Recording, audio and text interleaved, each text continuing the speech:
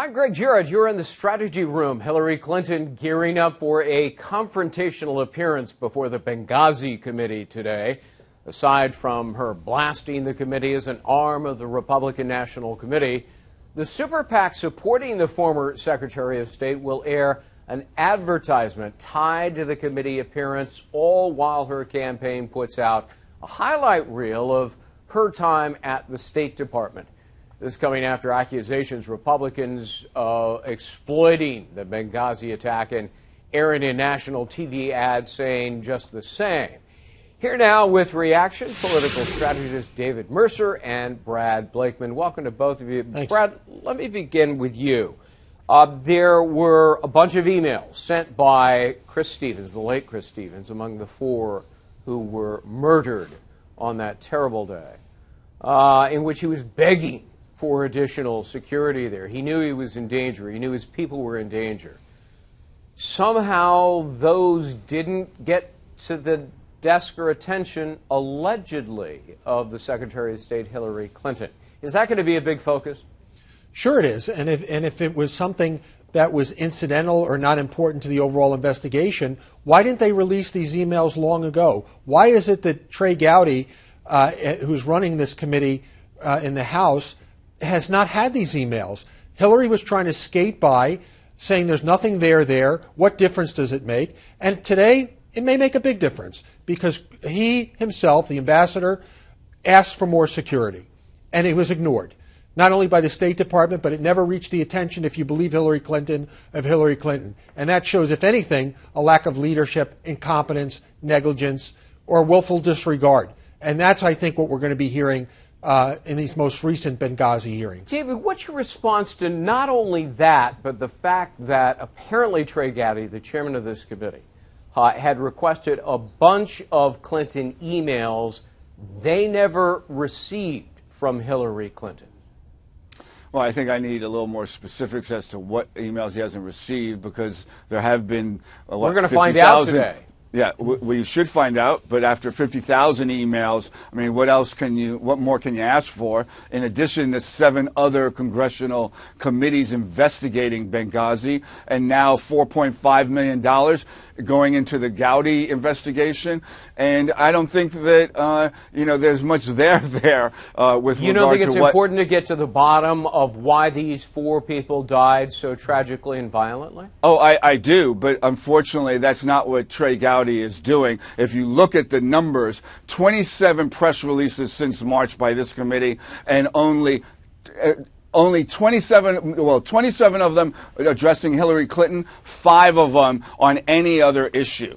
And then you look at whether or not the DOD provided security or whether they held it back at state. There's no evidence of that being the case. And in addition, they've only interviewed 5 people from the Department of Defense, and let alone 27 out of the State Department. So if you want to get to the truth, you might want to broaden your reach as opposed to just focusing, as we all know the reason why, McCarthy let us know why, for political reasons, just going after Hillary Clinton. All right. Now, we know there were a bunch of emails exchanged between Sid Blumenthal and Hillary Clinton. He had been banished from holding any job, banished by the Obama White House, and yet he was providing her with all kinds of advice and intelligence information about Libya. She said, well, it's unsolicited. But, Brad, do a lot of those email exchanges belie her credibility on that? Of course. Look, if anything, Sid Blumenthal was her pen pal. Solicited, unsolicited, the fact that he had her email, that when he requested things for clients, by the way, he wasn't looking out for our national interest. He had a financial interest in reaching the Secretary of State. He didn't have a financial interest, though. He sure did. He did not. He was He working. did not. He was working for He others. did not. Yes, he did. Yes, he did.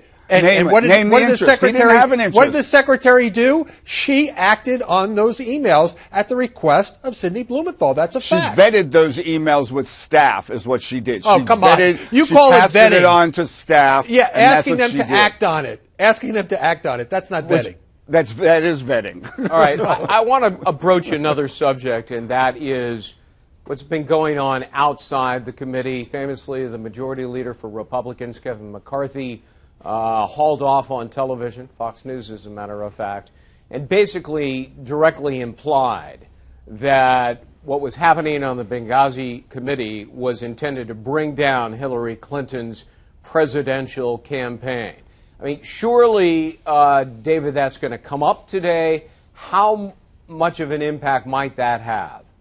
Well, I think, look, people are, especially Republicans, are trying to forget that happening with him not trying to hint at or imply, but stating that he was seeking that the committee was seeking to bring the polls down of Hillary Clinton. That said, Gregg, I think you lend credence, or Gowdy has led credence to those very remarks of McCarthy, in that he literally doctored CIA documents, letting us think that the redactions were the CIA's, but in fact were his. How do you know that? And nobody in Congress can legally redact on their own authority or what they believe to be should be redacted. That's a pretty serious accusation to say that the chairman of this committee, a member of Congress, doctored CIA documents. He admitted it. He admitted it. He was on Politico. He was on other sources. He admitted it in the last 24 hours. Yeah. He did that, and I think that lends credibility to McCarthy as opposed to what Gowdy is saying about being Brad, what about that? Or what have you. This is the first I've heard, and I consider myself to be well read, that any allegation has been made that Trey Gowdy has doctored, quote unquote, using David's terminology, any official communication to the CIA. And I suspect that the CIA will have something to say about it probably today. But Brad, let's leave that aside. Let's leave that aside for a second. Let's leave that aside. I will say this, that what McCarthy said was indefensible. All right. And it certainly doesn't. Gotta leave it at that. Certainly doesn't have any, in my opinion, any credence to what Trey Gowdy has done and will do. The CIA said they out of did time. Not Gotta leave it at that, guys. But I guarantee at no point today will Hillary Clinton say, at this point, what difference does it make? Yeah. Exactly. Okay. Brad and David, thank you both. You can check out foxnews.com for more on this developing story. I'm Gregg, Jarrett, and thanks for watching.